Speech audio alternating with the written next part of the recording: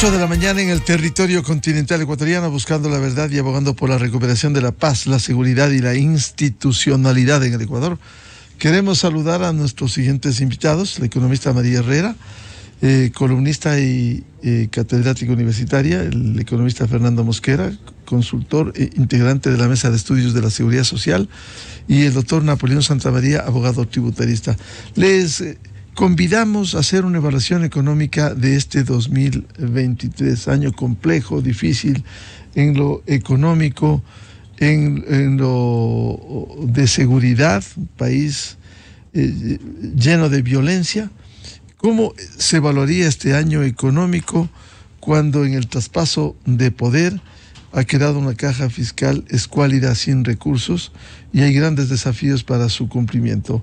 ¿Cómo ve esta situación y lo que ha sido este 2023 de economista María Herrera? Muy buen día. Buenos días, Miguel. Buenos días, Fernando. Y buenos días, otro colega.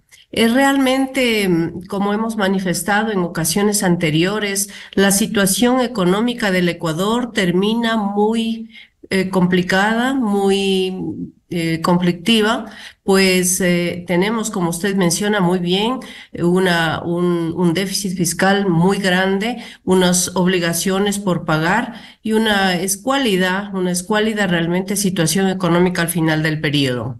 A mi manera de ver, creo que esto se debe básicamente a una mala gestión económica, no solamente del gobierno del presidente Lasso, que terminó, sino también de los gobiernos anteriores, donde han habido por ejemplo, una politización de la economía que no ha permitido que se antepongan los objetivos del gobierno, que no han permitido que se consideren en prioridad las necesidades de la economía nacional, sino que han estado las decisiones tomadas en base a intereses políticos e intereses de grupo. A ello se ha acompañado también el sistema de corrupción, donde nosotros hemos visto con mucha pena, insisto, a lo largo de los diferentes gobiernos, cómo, y hay evidencias claras de cómo se han dilapidado los recursos del Estado en proyectos que no han sido terminados, como por ejemplo las hidroeléctricas, como por ejemplo la fallida refinería del Pacífico, como la de Esmeraldas también, donde hubo sobreprecios, y diferentes proyectos. También está obviamente la Coca-Cola Sinclair, donde lo que se ha hecho ha costado más de lo que debería costar, porque han habido esta fuga de divisas que no corresponden a la realidad y los proyectos no han dado el servicio o los resultados esperados. No ha habido una priorización adecuada de lo que es necesario para el Ecuador y se han hecho, pues obviamente, proyectos y planes que no corresponden a la realidad. Esas dos situaciones básicamente han hecho que los recursos del Estado se desvíen y tengamos la situación que hoy compromete al Ecuador. La situación que recibe el presidente Noboa es crítica, pero la propuesta que él está haciendo tampoco parecería la más adecuada, porque obviamente se están ya tomando recursos que no deberían tomarse o posponiendo los pagos que deberían hacerse, como por ejemplo en la nueva ley que se ha aprobado recientemente por el legislativo. Posponer la deuda al Banco Central por más de 5.000 millones hace que no tengamos esa confianza y esa seguridad para que los inversionistas extranjeros, los propios inversionistas nacionales, tengan la suficiente confianza para invertir en el país y componer ese tipo de problemas crónicos estructurales que venimos arrastrando desde hace mucho tiempo, pero que se han agudizado en la última temporada, como son, por ejemplo, la inseguridad y el desempleo, dos problemas que agobian a la comunidad ecuatoriana y que la salida no se acaba de ver. Aunque en los últimos días esta develación que se ha hecho podría darnos un poco por parte de la Fiscalía, daría un poco de esperanza, pero la parte económica merece una atención especial, merece una gestión muy pulcra de los recursos. Yo creo y considero que si bien los recursos son escasos a la economía, y no solamente a la nuestra, sino a muchas economías en el momento, el mal manejo de los mismos hace y complica todavía mucho más la nuestra para el futuro. Y en esas circunstancias creo que exige, y eso se ha pedido al nuevo gobierno, una gestión transparente, pulcra, adecuada de los recursos del Estado para que podamos, no sé si en el mediano plazo, recomponer esta situación económica que nos viene atrapados, que nos tiene atrapados en este momento con una deuda enorme que ya el mismo presidente dijo que podría ser tal vez impagable en la hora oportuna, y con un cierre de créditos internacionales o con unas tasas tan altas que hacen que sea imposible invertir en el país y que nos pasamos pagando dinero hacia afuera. Con estas condiciones quiero dar la bienvenida al economista Fernando Mosquera, experto en temas de seguridad. ¿Qué ha representado este año 2023 en lo económico? Parte también de la deuda que sigue pendiente es afrontar los problemas estructurales del Seguro Social ecuatoriano. Economista Mosquera, buen día. Buenos días a la gran audiencia de Radio Democracia, a su gentil invitación, Miguel.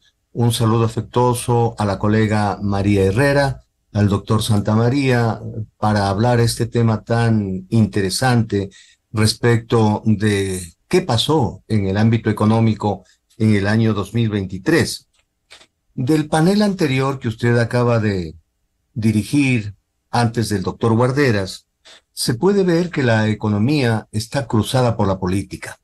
Y es por eso que las circunstancias, las situaciones que enmarca un problema político grave que está enfrentando el Ecuador, se traduce en indicadores económicos. El tema del riesgo país no es un tema que nos debe alentar de ser uno de los países con mayor riesgo, valga la redundancia, producto de esta inestabilidad política.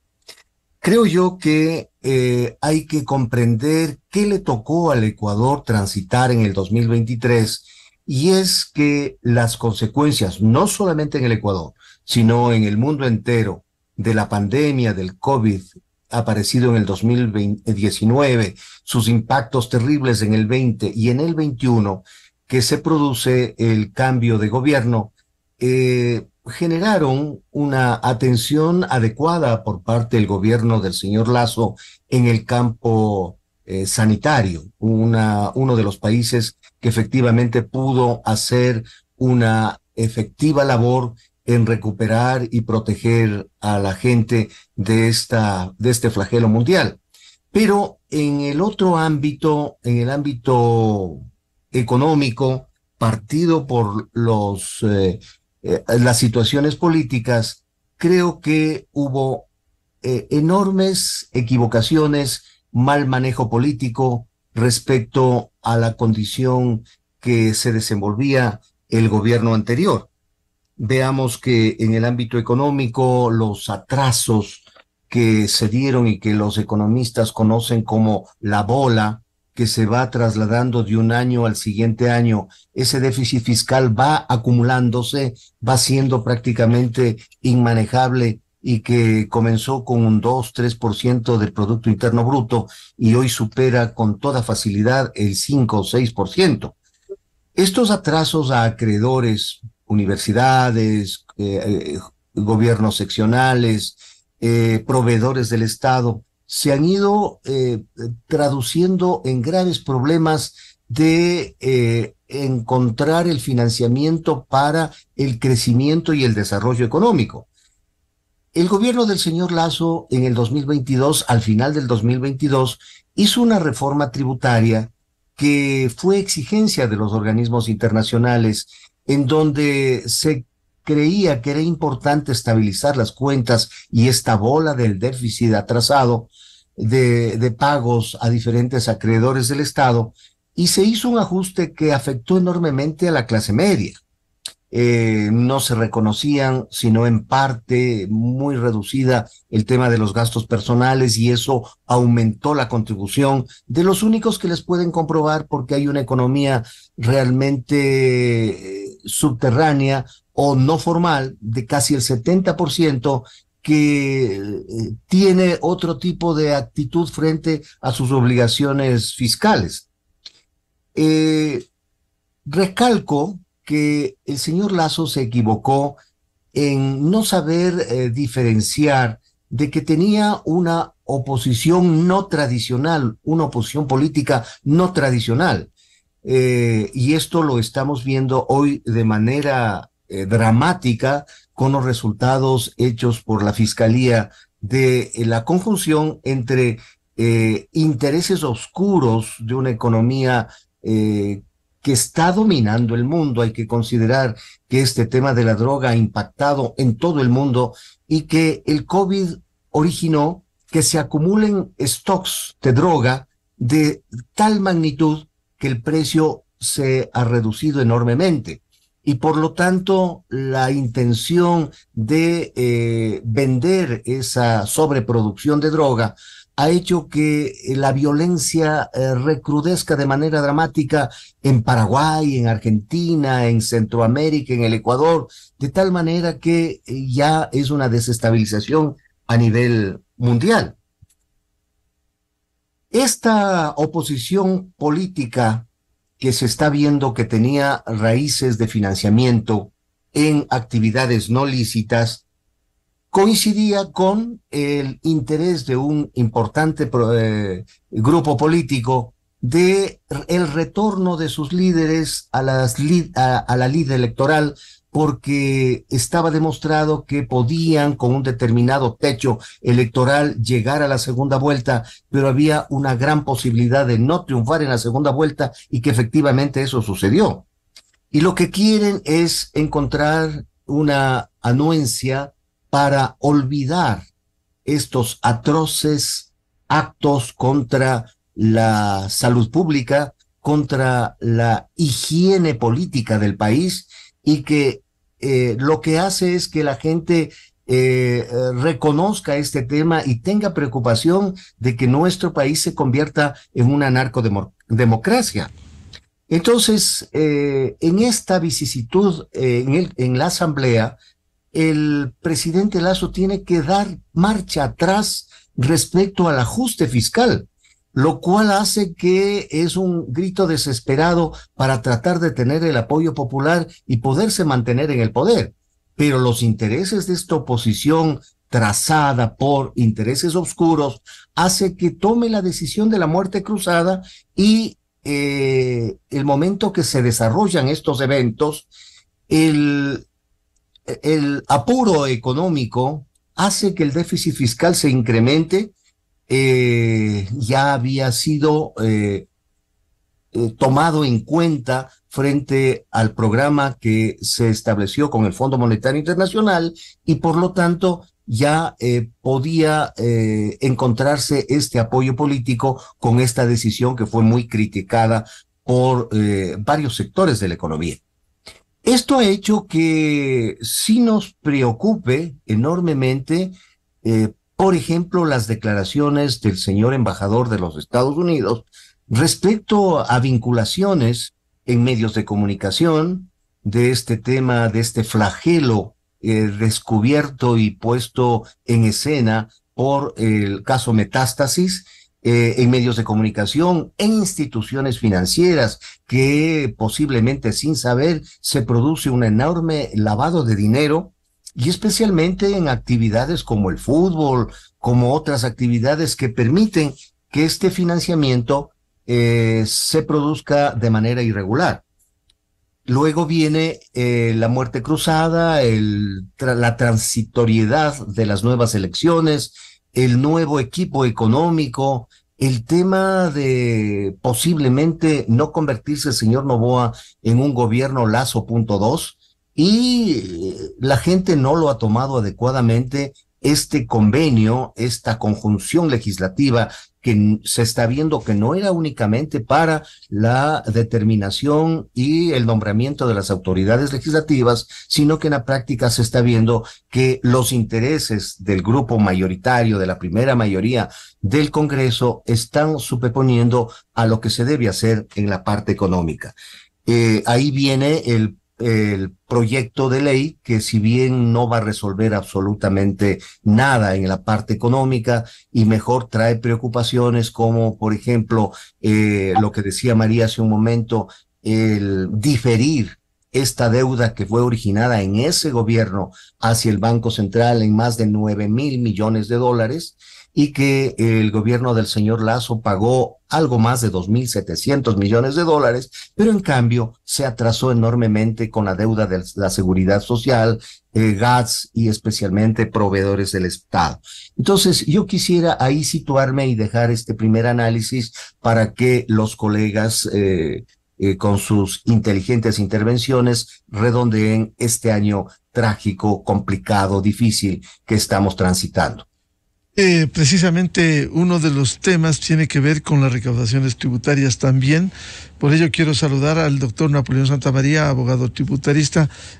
Siempre le seguimos a usted sus análisis y hemos visto, daba cuenta hace poco, la reducción del ingreso de los impuestos. ¿Qué está pasando con el país en lo económico, en lo tributario? Buen día, Napoleón. Apreciado Miguel, un fuerte abrazo a usted y a través de sus micrófonos a los amigos que siempre nos prestan con la atención. También un fuerte abrazo a los economistas María Herrera y Fernando Mosquera. A ver, el tema tributario del país cierra con un mal trabajo durante el año 2023. Algo el economista Mosquera ya ha citado: la reforma fuerte que se hace en noviembre del 2021 es echada atrás en junio del 2023. Y es verdad que a ningún país le gusta mayor tributación, que a ningún ciudadano le gusta mayor presión fiscal. Pero tenemos que entender como país una cosa: no, el Ecuador es un país que está por abajo del límite medio de presión fiscal en América Latina.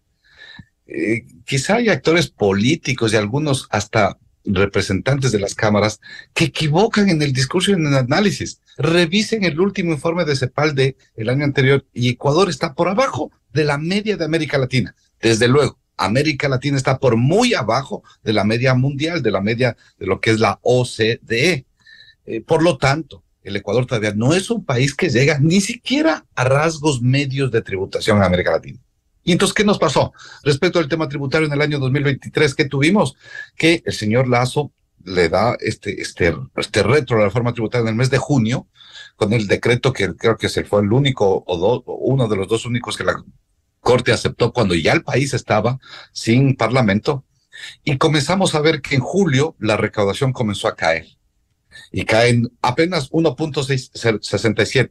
Claro que ya era alarmante que comencemos a tener estos negativos. Pero luego, agosto ya fue 6% menos, septiembre 11% menos, octubre 6% menos y noviembre, el mes que acabamos de cerrar, 9% menos. Todos los meses, desde julio, venimos recaudando menos. Promedio a razón de 110 millones de dólares mensuales. Dos, ¿en dónde vemos los impuestos que más fuertemente se diluyen o disminuyen? Sustancialmente, mi querido Miguel y amigos, en el impuesto a la renta. Y claro, ¿por qué? Porque la contrarreforma, vamos a llamarla, porque es que esto no pasa en el mundo, ¿no? Ningún gobierno impulsa una reforma y luego la echa para atrás. Esto no tiene sentido desde los principios de la fiscalidad, pero bueno. En el Ecuador, con esta contrarreforma, lo que se hizo es reducir el efecto del impuesto a la renta, y donde más tenemos reducción es precisamente en la recaudación del impuesto a la renta de personas naturales, que representa el 63% de la recaudación. Y dos, mi querido Miguel y amigos, la diferencia está en el IVA. Y el IVA sí es el marcador más importante para ver la temperatura de una economía. Cuando el IVA comienza a crecer es porque esa economía está caliente, vibrante, se mueven los mercados. Y como está en el Ecuador decreciendo ese nivel de recaudación, claramente se muestra que la economía comienza a ponerse más fría, a no moverse, a estancarse. Esto respecto de qué le pasó al país en este 2023. Y finalmente, con la reforma de antier del presidente Noboa, que suscribo lo que han dicho los economistas, no es una reforma potente, es una reforma realmente muy pequeña. Entró muy mal a la Asamblea, salió un poco mejorado. Yo rescato algunos temas, por ejemplo, ahí el sistema de autorretención, y confío que el SRI va a hacer una buena tarea para definir los porcentajes. Entiendo que el SRI sacará los porcentajes por sectores y subsectores de la economía, diferenciando la rentabilidad que tiene el sector automotriz, del sector construcción, del agrícola, del industrial, etc. Y entiendo que esos porcentajes de autorretención se emitirán los primeros 15 días del próximo año. Tema 1. Tema 2.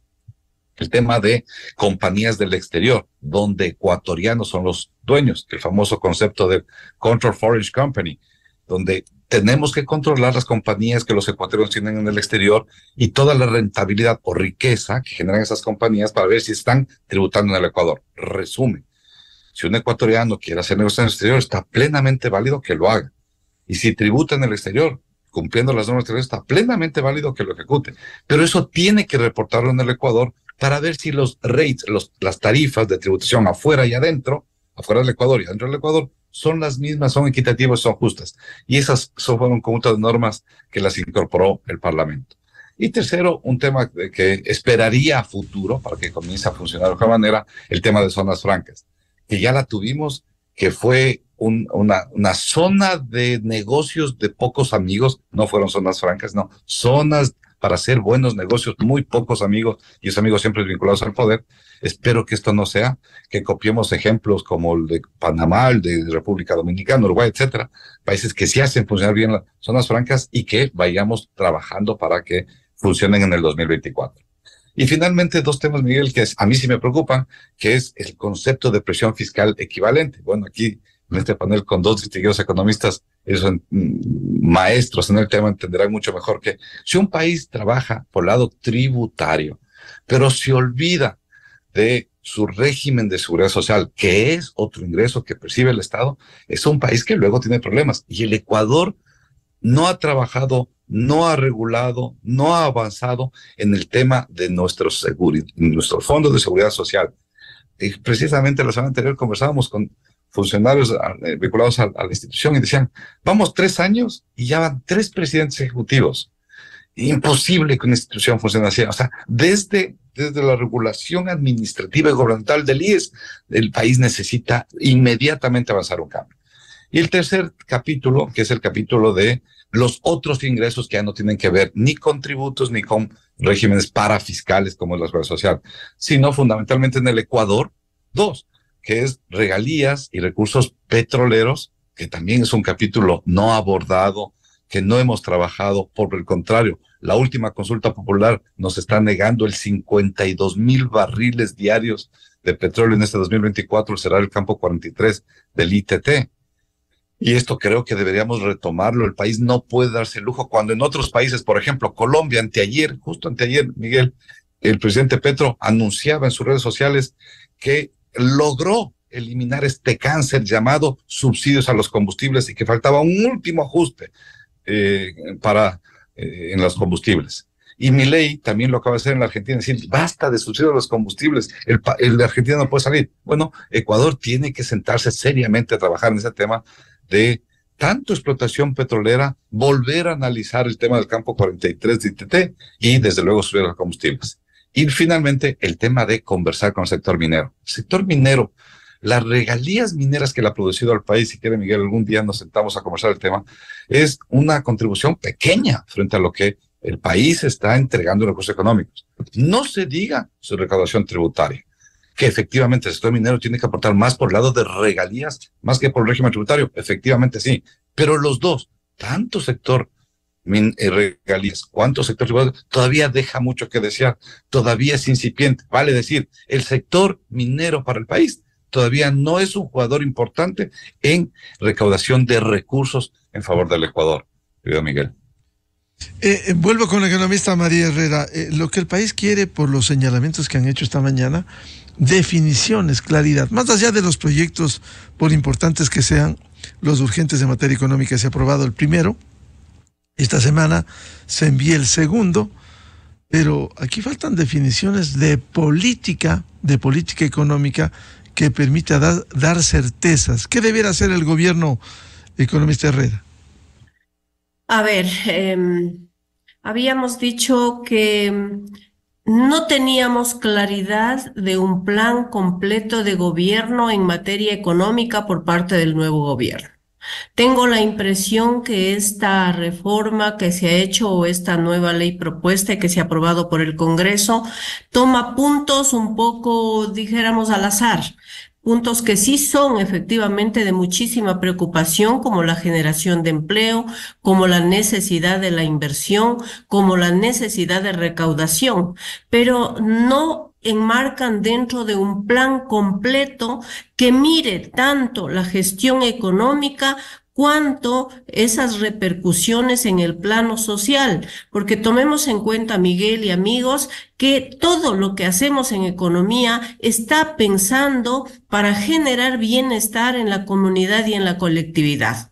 Entonces, lo que veo yo en esta ley que acaba de aprobarse, y que se llama, ¿no?, una ley para generar empleo básicamente, es precisamente la reducción en la tributación de parte de las empresas que generen empleo, por ejemplo, para jóvenes entre 18 y 29 años, para empresas que empleen a universitarios, a recién graduados e incluso a agentes que hayan sido privados de la libertad. Pero yo me pregunto, las empresas, ¿de dónde van a sacar el dinero para invertir? Porque eso es una consecuencia. Entonces, lo que necesitamos es que ingresen capitales, ya sean del extranjero, capitales externos o capitales nacionales, que aunque estén en el extranjero, se reviertan al Ecuador para que haya esa dinámica productiva.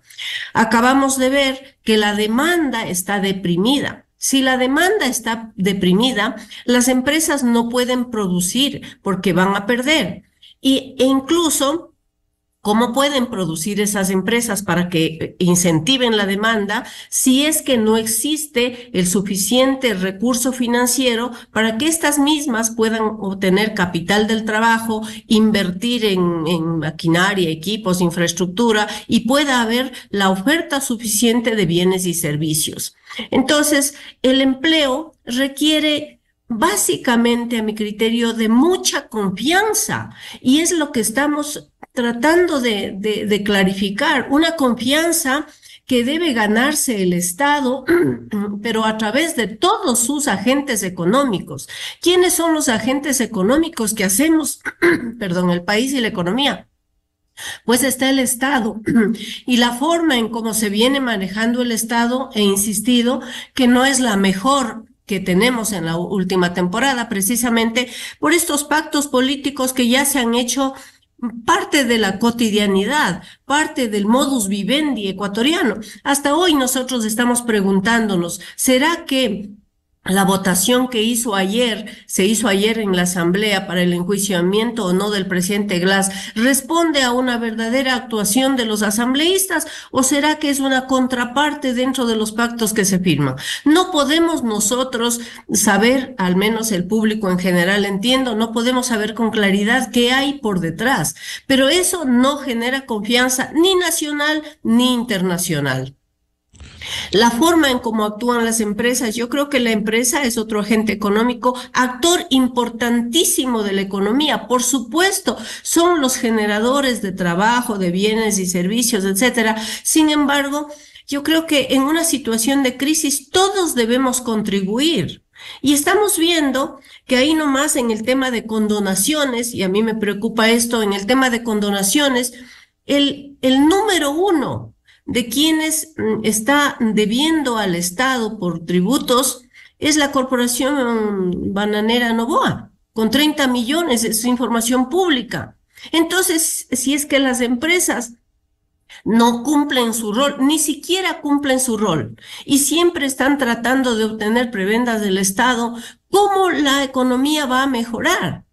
Y también hemos insistido en el grueso de la población, porque somos también agentes importantes quienes demandamos, quienes hacemos la compra cotidiana, diaria para nuestras necesidades, que tenemos que pensar que un sistema de dolarización que tenemos y que nos ha beneficiado en el transcurso del tiempo de una manera que no ha sido como se piensa a veces, que la dolarización es la solución a todo, pero sí ha sido gran parte de lo que nos ha permitido una cierta, entre comillas, de estabilidad. Porque todos conocemos que si no tuviéramos dolarización, entonces la situación nuestra sería caótica, sería crítica, sería similar a la venezolana. Entonces también nosotros tenemos la obligación de poder manejar bien esos recursos que tenemos. ¿Y cómo es manejar bien esos recursos que tenemos? Pues también saber que si los dólares salen demasiado afuera por consumo, si nosotros importamos demasiado, consumimos mucho lo de afuera, no podemos tener esos dólares adentro para que la economía tenga una circulación monetaria interna, sino que está saliendo más dinero a través de la balanza comercial, más dinero de lo que ingresa. La pregunta es, ¿qué pasaría si no tendríamos nosotros, por ejemplo, es una contradicción, es una paradoja, los migrantes que salen de aquí porque no encuentran una situación cómoda para vivir, son los que mantienen también la economía, porque es el único rubro que realmente se ha vuelto en ascenso frente a, como hemos visto ya en la parte impositiva, por ejemplo, que todos los impuestos van en descenso, las remesas han ido en ascenso. Y estos últimos años nosotros hemos tenido récord en remesas, ¿no? Superior a los 4.000 millones de dólares, que eso es una cantidad inmensa que mueve la economía. Pero se ha propuesto también, no desde ahora, sino desde siempre, que estos recursos, que sí son, es verdad, son recursos privados, pero que se podría hacer una orientación de esos recursos para que no sean netamente de consumo, sino que sean de esto que muchas veces decimos y que se ha vuelto una terminología común, pero que me da pena que precisamente por eso, por ser común, se lo tome demasiado a la ligera, que es los emprendimientos. Porque un emprendimiento puede ser el inicio de una gran empresa. Y aunque, insisto, siempre estamos hablando de los emprendimientos, no llegamos al fondo de lo que debíamos hacer, de que hay una orientación, de que no se vaya este dinero simplemente al consumo, sino que pueda haber una canalización hacia la inversión productiva, que es nuestra solución. En realidad, el sector real es el único que nos va a permitir salir de la crisis. Pero ese sector real tiene que ser apoyado, tiene que ser, como digo, consolidado por parte del gobierno a través de leyes, pero sobre todo a través de la confianza. Yo creo que es necesaria la confianza para que el Ecuador pueda tener esos recursos que necesita y podamos generar empleo. De lo contrario, me atrevería a decir, Miguel, que esta ley y todas las que vengan en este sentido quedarán en el papel, porque el empleo no se genera ni por decreto ni por deseo, se genera porque haya inversión. Ese es uno de los temas que venimos insistiendo en el transcurso del tiempo. Y otro de los temas importantísimos es la eliminación de los subsidios. Nos acaba de contar el doctor Santamaría que el presidente Petro acaba de eliminar unos subsidios y eso es lo que requerimos aquí. Tiene que haber una conciencia real de que los subsidios a los combustibles, me refiero, no están básicamente beneficiando a quienes necesitan. De la misma manera que he manifestado en el tema anterior, insisto en que debe haber una priorización real hacia los sectores vulnerables, a través de la educación, a través de la salud que se ha venido tan a menos, con tanta pena que hemos visto cómo ha habido desde la pandemia ese reparto, esa negociación en torno a los hospitales y a su mantenimiento. ¿Cómo es posible que que pueda alterarse? Si bien en la Constitución hay recursos que están dirigidos al sector de la salud. Por lo que usted señalaba, significa que la economía está dependiendo de la política. Si hay estos hechos impresentables que están ocurriendo como la Asamblea Nacional, ¿le afecta a la economía también? Por supuesto, yo soy, he manifestado por mucho tiempo en que si bien la política puede influir en la economía, porque es obvio, tenemos una economía política, pero no de la manera como se hace en el Ecuador, no de la manera que sean los grupos políticos de poder a través de los pactos o convenios que se realizan, que los grupos beneficiarios de esas decisiones sean los grupos de poder, grupos interesados, sino que esas decisiones vayan a beneficiar a la población. Entonces, la política debe salir un poco del comportamiento de la economía. La economía es una ciencia y como tal es una ciencia social que sus decisiones tienen que estar enfocadas a una mejor distribución de los recursos, a una mayor equidad en el reparto de los recursos. Y eso es lo que en el Ecuador no existe, porque si bien nosotros vemos que ha habido una reducción de la pobreza de ingreso, Miguel, y eso tengo que enfatizar, de ingreso no cultural, también vemos que hay unos grupos de empresas, un grupo de empresas, las más grandes, que son muy reducidas, estamos hablando de unas 500 empresas, aquellas que suben sus niveles de ganancias, igual que las empresas del sistema financiero. Entonces la equidad cada vez, o la brecha, se va abriendo cada vez más. Y eso es el germen que produce esa conflictividad social de la cual ya el Ecuador es víctima por 2 ocasiones en términos muy grandes, octubre del 2019 y junio del 2022.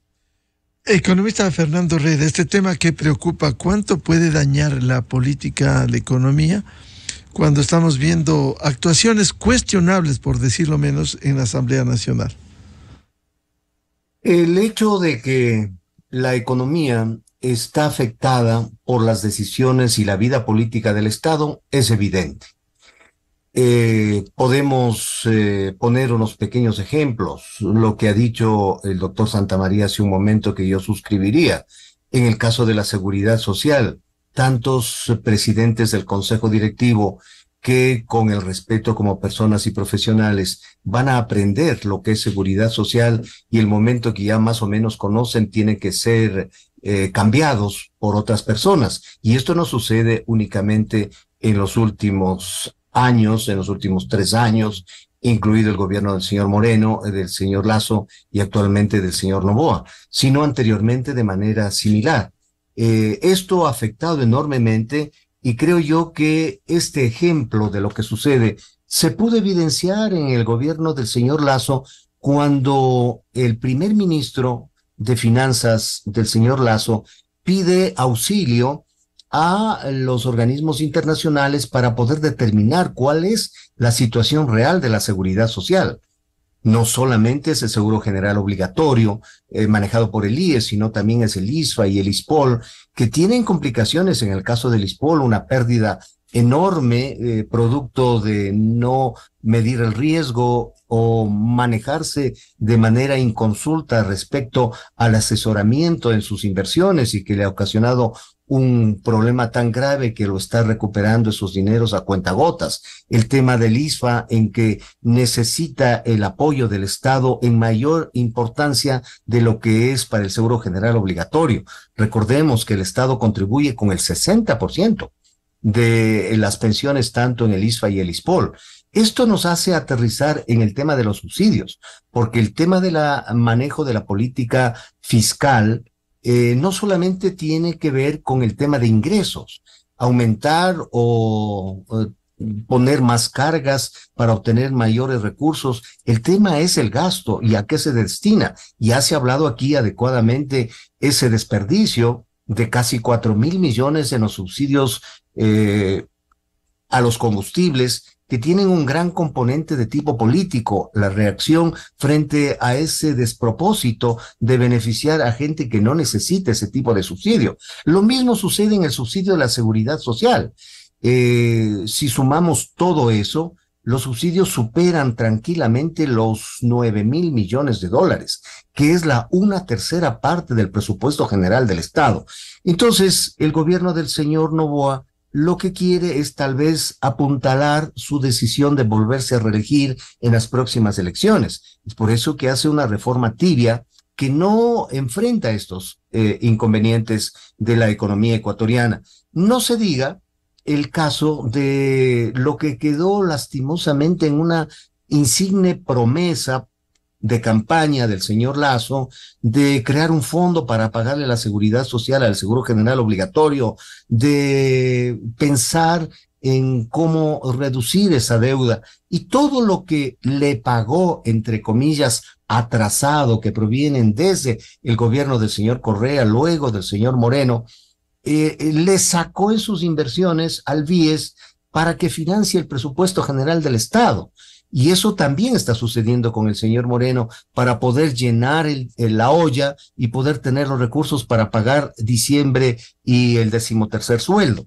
Entonces, si es que eso se orienta a un programa económico del actual presidente para tratar de ir al proceso de reelección, yo creo que está yendo en vía contraria. No es adecuado y creo yo que el asunto es que se están difiriendo temas importantes, agravado también por asuntos que deberían ser parte de la nueva consulta.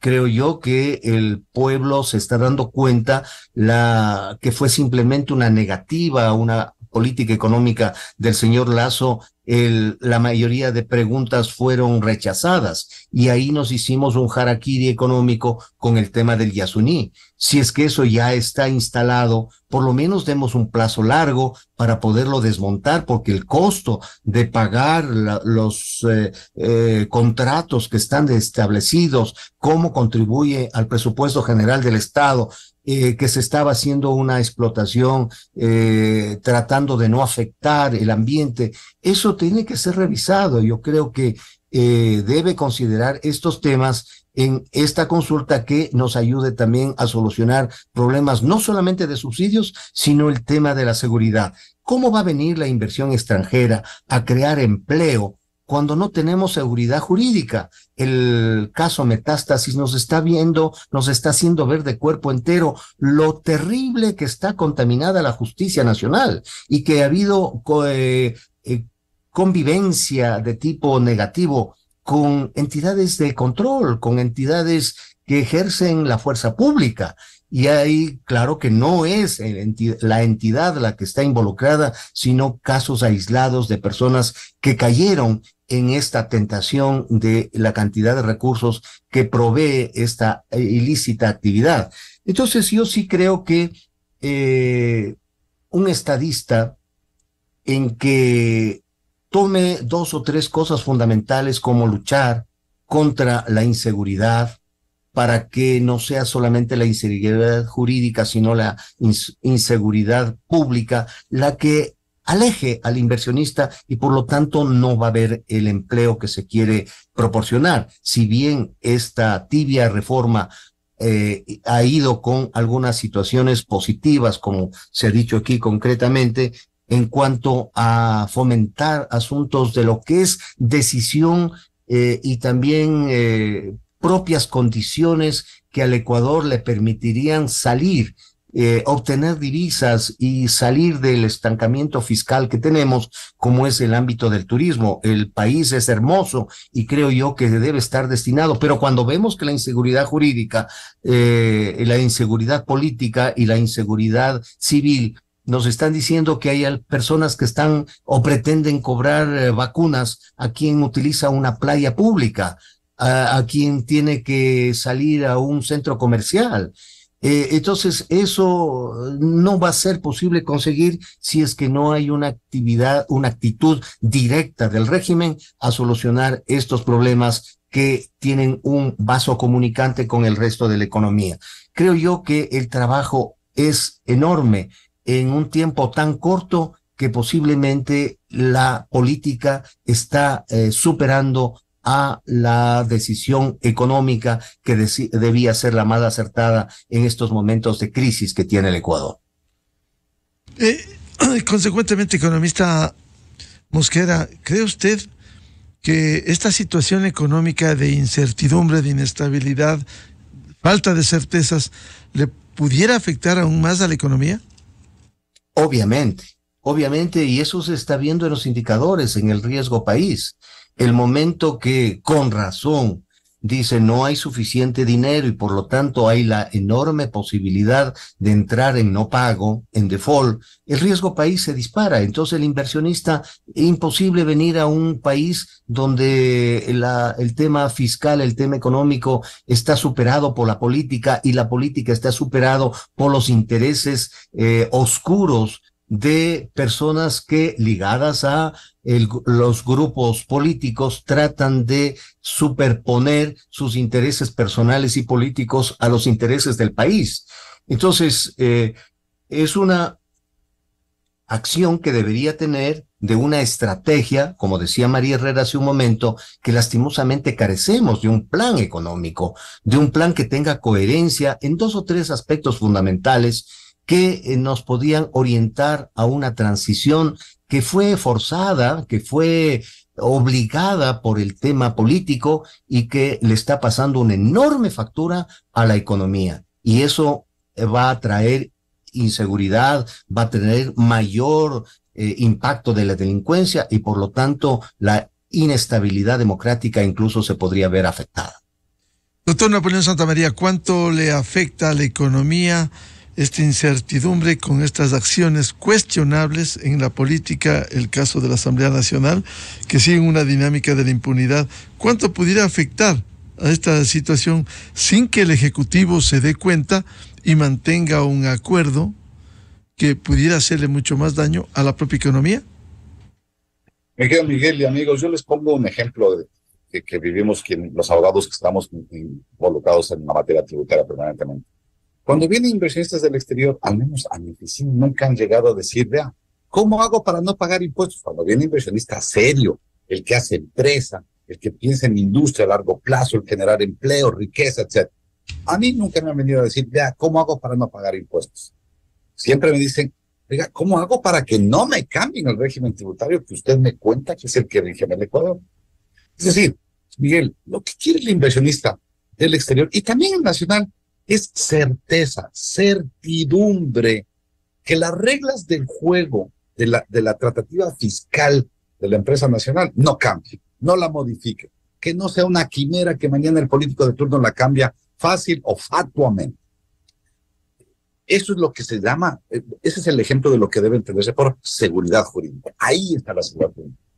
2, y que esa certeza que está en la ley no sea corrompida por jueces corruptos. Bueno, y vemos que tenemos jueces corruptos muchísimos. Y en materia tributaria tenemos jueces corruptos también muchísimos. Y otro tanto incapaces, que no están formados para ser jueces tributarios. Y una pequeña parte, como siempre, de jueces competentes y que sí conocen, saben y que no están vinculados a la corrupción. Esto es la seguridad jurídica. Leyes claras, certeza, pensar a largo plazo. Y cuando me toque administrar justicia, el juez va a respetar lo que dice esa ley. Visto eso, Miguel y amigos, miren ustedes el mensaje que el Ecuador manda al país. Anteayer, la ley tributaria que contiene, entre otras cosas, ¿qué? Alianzas públicos-privadas. Mundo entero, vengan al Ecuador a invertir. Hagamos alianza público-privada. El Estado ecuatoriano con empresas privadas, llevemos adelante proyectos, bienes y servicios que el Estado no puede proveer. Carreteras, puertos, aeropuertos, etc. Y 2 días después, 3 doritos después, como suelen decir, 2 días después, la Asamblea se reúne y no viabiliza, o por lo jurídico lo que debe hacer es no conocer este tema y devolverlo al juez. El procesamiento penal de uno de los políticos peor denostados en la República del Ecuador desde que somos república. El señor Jorge Glass es una afrenta a la moral pública.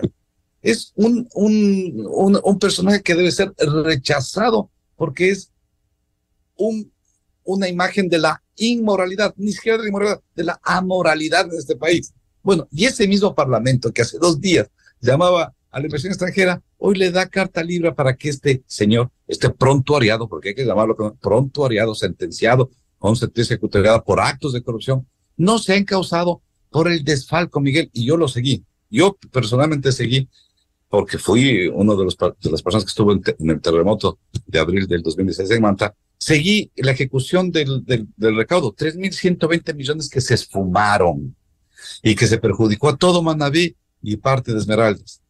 Para eso le quería la justicia procesar. Finalmente, estos mensajes son terribles. Quizá nuestros legisladores, con esa mentalidad un poco cerrada, algo pequeña, no están viendo que el mundo se conecta y nos revisan y nos analizan permanentemente. Entonces, es un mensaje nefasto.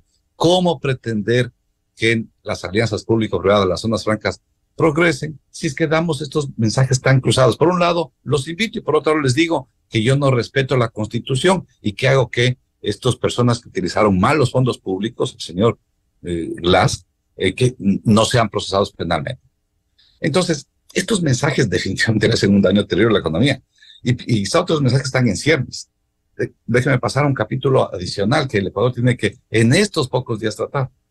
El presidente Lasso emite un decreto por medio del cual dice: voy a bajar el ISD del 4 al 3,75 al 3,50 y después al 2%. Muy bien. Ese decreto lo emite ¿por causa de qué o a razón de qué? A razón de que teníamos una sentencia de la Corte Constitucional que ordenaba hacer esto. Pero apenas meses atrás la Corte Constitucional ha dicho que el diferimiento en la reducción del IVA puede pasarse de diciembre del 2023, como está hasta ahora, hasta diciembre del 2024, Miguel. Eso lo dice la Corte Constitucional. Por lo tanto, en acatamiento a la resolución de los jueces constitucionales, bien podría el país, y realmente aquí nombre y apellido, el presidente Noboa, con su sola firma y mano, bien podría emitir un nuevo decreto ejecutivo y trasladar el diferimiento, vale decir, la rebaja del ISD para diciembre de 2024, porque ahí sí me parece, suscribo lo que decía el economista Herrera, creo que el Ecuador tiene que ponerse a trabajar en cuidar sus dólares. Y en mi opinión fiscal, una de las maneras de incentivar que los dólares no se queden en la economía es bajar el ISD, que siempre estuvo comprobado que era un limitante a la toma de decisión de repatriar capitales de ecuatorianos hacia el exterior.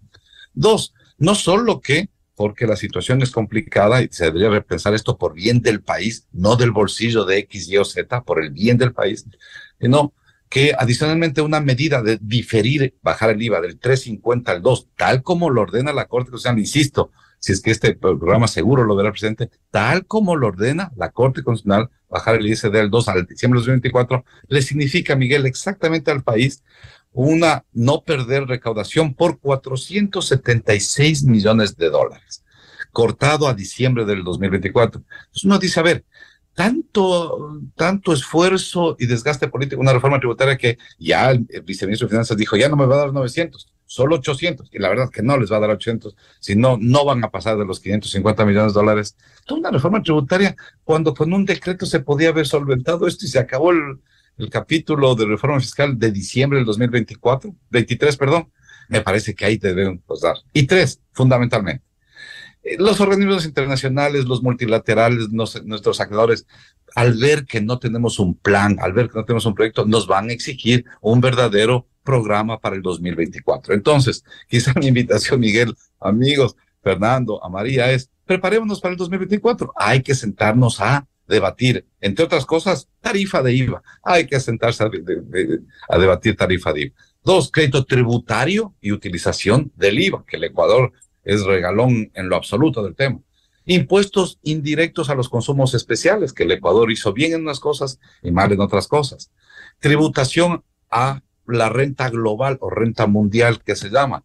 Es decir, tenemos que mostrar que estamos haciendo cosas nuevas, innovadoras y que nos estamos anclando a lo que es la fiscalidad del mundo. Eso no está hecho, esa es la tarea para el 2024. Así que, en mi opinión, todo lo que se ha hecho son actos previos que ahora sí nos abocan para que en el 2024 nos sentemos seriamente a presentarle al país un programa, un proyecto de desarrollo nacional. Y como siempre, Miguel, yo invito a la academia. Aquí falta que la academia nos aporte con sus valiosísimos comentarios, instrucciones y sugerencias, Miguel. Ojalá eso ocurra y les tomo la palabra para hablar al inicio de este 2024, precisamente sobre las decisiones que necesita el Ecuador, decisiones que generen seguridad jurídica en el país. Muchas gracias al economista María Herrera, al economista Fernando Mosquera y al doctor Napoleón Santamaría por su aporte en la revista de Opinión Democracia. Una feliz Navidad, venturoso 2024. Lo propio. Muchas gracias. Saludos, Fernando y María. Gracias también. Feliz Navidad. Feliz Navidad. Enseguida, en la revista de Opinión Democracia. 8:55 minutos en el territorio continental ecuatoriano. Buscando la verdad, vamos a una pausa publicitaria y volvemos con el doctor Ismael Quintana, constitucionalista, para hablar sobre lo que ocurriera este jueves en la Asamblea Nacional. Desde 1984 con Gonzalo Rosero. La revista de Opinión Democracia. Siempre líderes, siempre confiables. Enseguida regresa Miguel Rivadeneira a la búsqueda de la verdad. Inicio de espacio promocional y publicitario. El nuevo ahorro flexible de Banco Pichincha te da la libertad de ahorrar con la flexibilidad que necesitas. Deposita o retira la cantidad que tú quieras, cuando tú quieras, ganando siempre un interés de